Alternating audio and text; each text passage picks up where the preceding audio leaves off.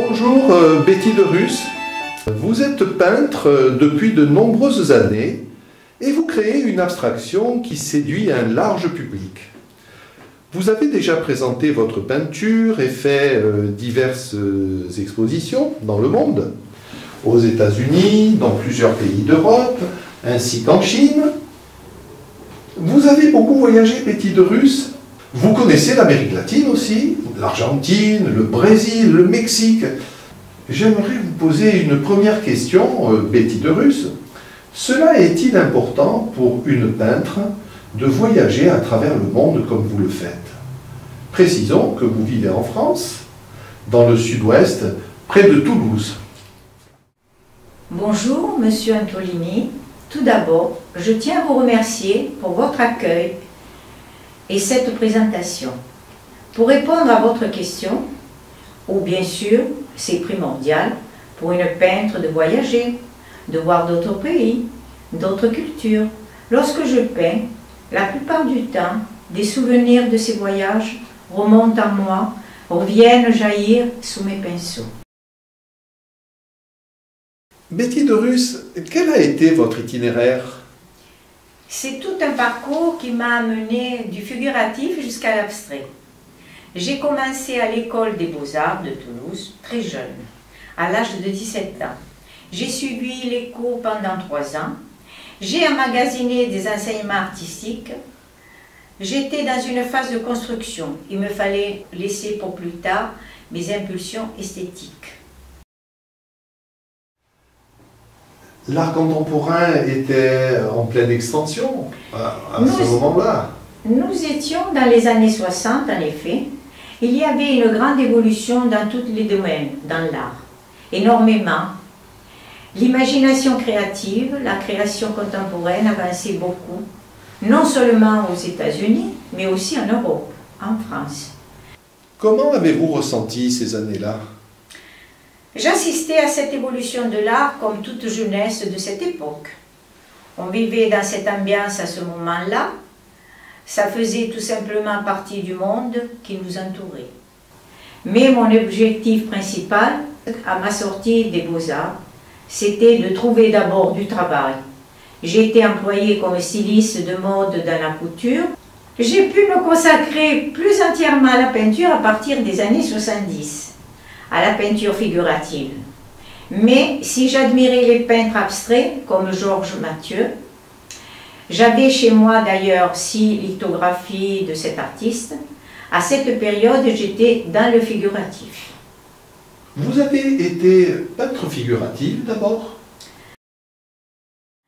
La peinture figurative m'a permis de travailler les sujets les plus divers.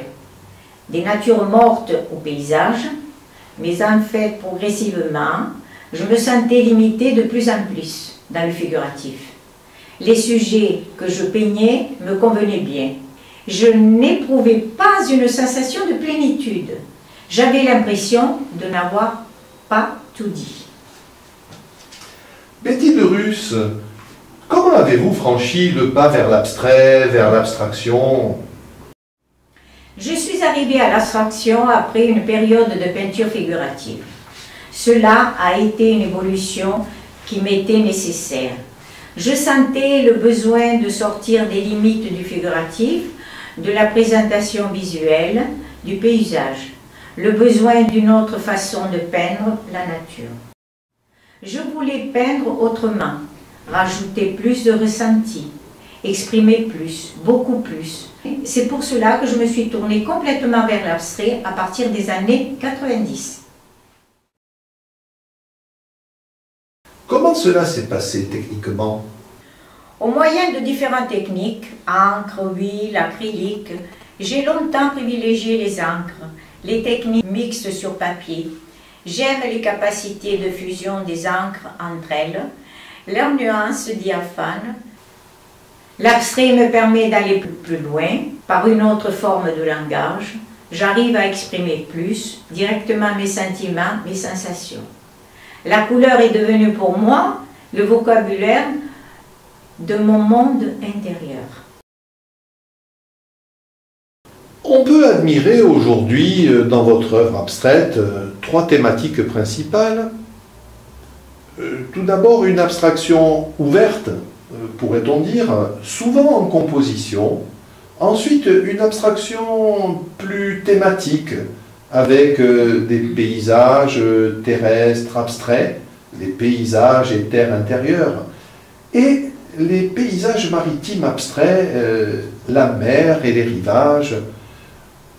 Ce que peut créer l'abstrait pour dire le paysage est grandiose, je me définis comme un peintre abstrait, paysagiste abstraite.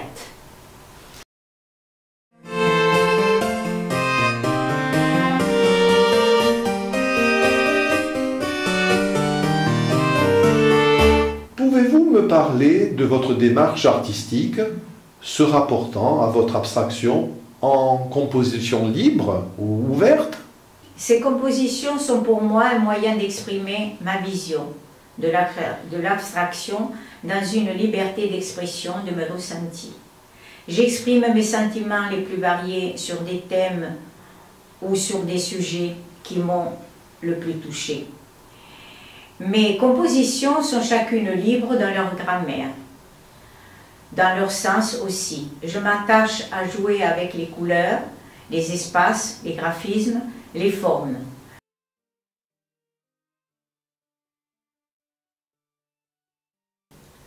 Lorsque je vois parfois ces couleurs, ces tonalités vibrantes qui sortent littéralement de l'œuvre, cela peut donner envie à celui qui regarde de se projeter dans le tableau avec ses propres sensations, sa propre histoire. Ce sont alors en principe ces compositions sans titre ou alors un titrage très ouvert, juste pour faire partager mon émotion.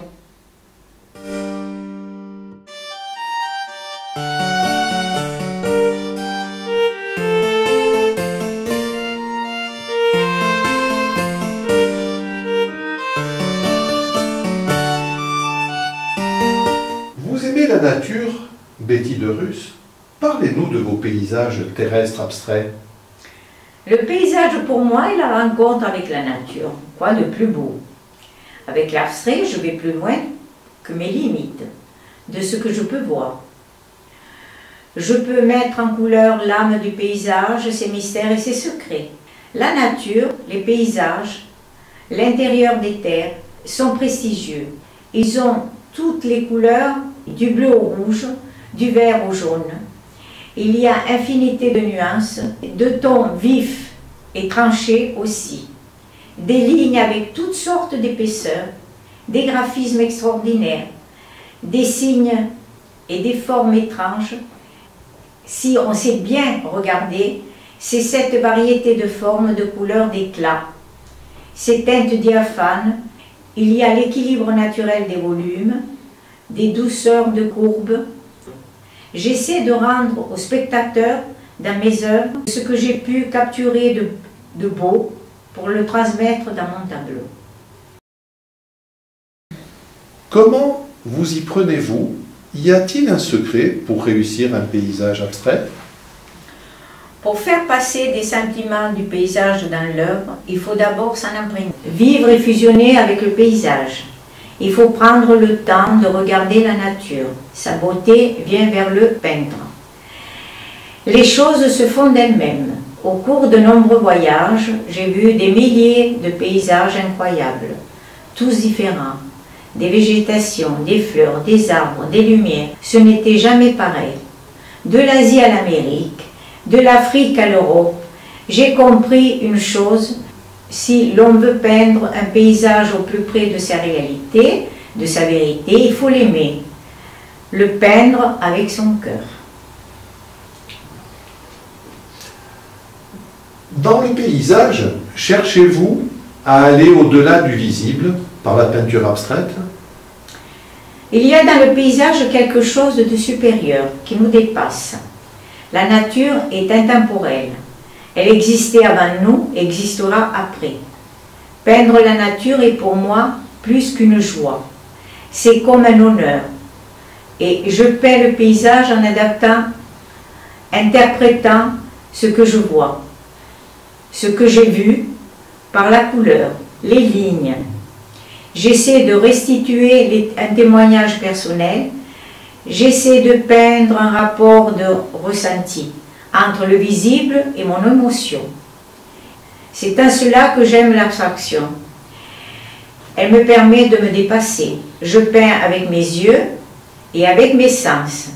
Ces messages qui proviennent du paysage et je les retranscris ensuite dans mes œuvres pour le plaisir du public. Comment élaborez-vous un tableau? Comment naît une œuvre de Betty de Rus? Lorsque je crée une œuvre, c'est un moment d'une intensité inouïe, de concentration. Je suis quasiment dans l'œuvre, en osmose complète, avec mes souvenirs emmagasinés dans mes voyages, dans les différents pays du monde. Je repasse avec le filtrage de mes sensations de femme et de peintre tous ces précieux souvenirs. Je veux que le spectateur puisse vivre un moment unique lorsqu'il regarde un de mes tableaux.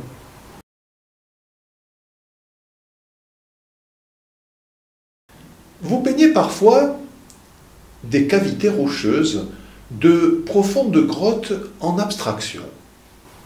Je peins aussi des grottes, c'est étrange. Les grottes sont peut-être pour moi le moyen de revenir à l'origine de l'histoire du monde, mais aussi de revenir sur moi-même plus profondément que mon conscient, d'exprimer quelque chose d'inconscient, de revenir aux racines de ma propre histoire. Je m'en rends bien compte. Ces grottes, ces cavités, je les ai peintes par intuition.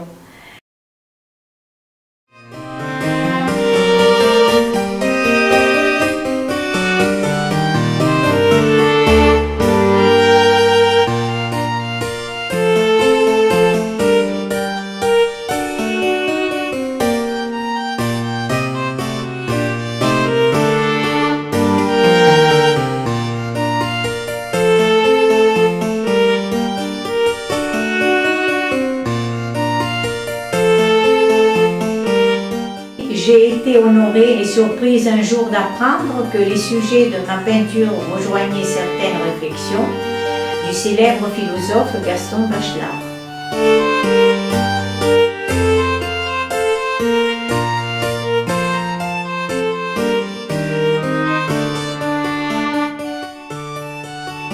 Parlez-nous, Betty de Rus, de vos paysages maritimes, vos paysages abstraits, des mers et des rivages qui nous font rêver. Et les couleurs y sont étonnantes. Je pense que les littoraux et les bords de mer ont des couleurs très différentes de celles du paysage terrestre. Cela est dû tout simplement à la mer, au reflet du soleil sur les vagues, au chatoiement de la lumière. J'ai ressenti aussi des tonalités colorées, magnifiques, très spéciales au coucher et au lever du soleil, au loin sur l'horizon marin, différents selon les pays que j'ai parcourus, selon les latitudes. Qu'est-ce qui vous attire le plus dans ces paysages? Il y a quelque chose d'universel dans un paysage marin. On y trouve trois éléments, la terre, la mer et le ciel, plus le soleil. Quand je contemple cela, j'ai l'impression d'en devenir une sorte de lien humain. De relier par ces marines ces éléments, j'essaie de représenter dans mes œuvres ce lien universel qu'il y a dans le paysage.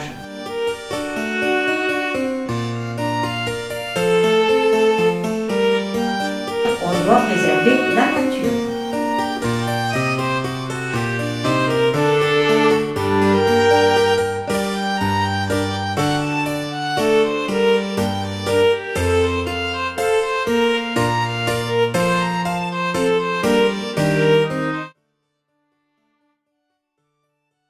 Pourquoi aimez-vous peindre, représenter des fonds marins?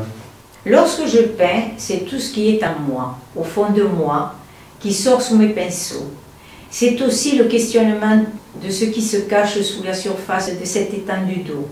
Cet espace inconnu qui est recouvert à nos yeux. Par une intuition, je vais interpréter le mystère caché sous les vagues pour aller plus loin vers le paysage inconnu, peut-être aussi ma propre intériorité.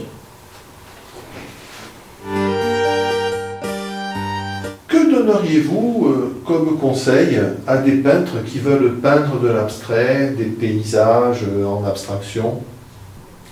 Il faut avant tout aimer la nature, apprendre à la regarder, la comprendre, s'imprégner des paysages. Il faut passer beaucoup de temps à la contempler, la nature, avec sensibilité, vivre des sensations, les émotions reçues, pour savoir ensuite les poser, les traduire dans l'œuvre. Le peintre paysagiste abstrait a déjà commencé son tableau dès le premier instant où il pose ses yeux sur le paysage. Merci beaucoup Betty de Russe pour cette interview. Merci à vous.